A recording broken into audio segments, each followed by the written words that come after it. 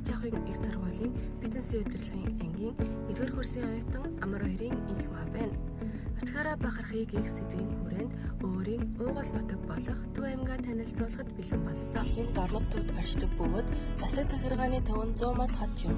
Нийт 74 мянган квадрат нутаг дэвсгэрийг эзлэх бөгөөд 88 мянган оршин суугч бүхий 27 суманд хуваагддаг.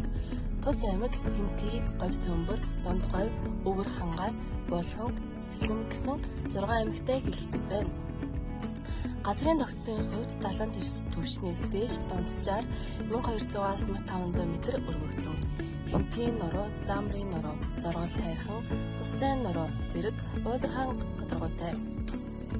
Асрал тайрхан, Богдхан, Батхан зэрэг улс бий.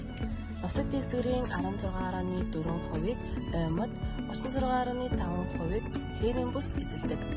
Газар зүйн байршлаар Хангай Хинтийн уулархаг, Дорн Монголын талархаг мужид багтана. Хэрлэн туул зэрэг том жижиг 30 гаруй голтой. Жанчивлан, Цайдам, Захир зэрэг бүрд оролцтой. За энэ хүн бол миний элен зөвөө буюу манай ээжийн өвөө байгаа. 45 оны халах голын төлөөлөгтөнд оролцсон 45 морьт дивизийн ангид тагнуулын дарга.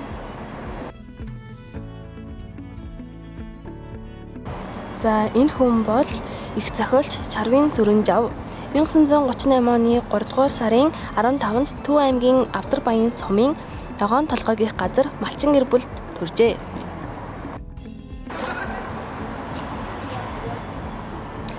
Дашторжийн Нацагдорж 1906 оны 11 сарын 17-нд Төв аймгийн Баян Дэлгэр сумын Нутаг гүн галуутайд төрсөн.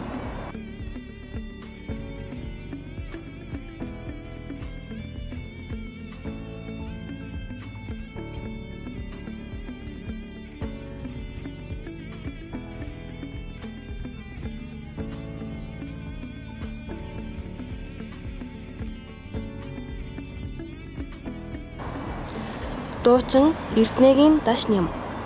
Энэ хүн бол манай хамаатан байгаа.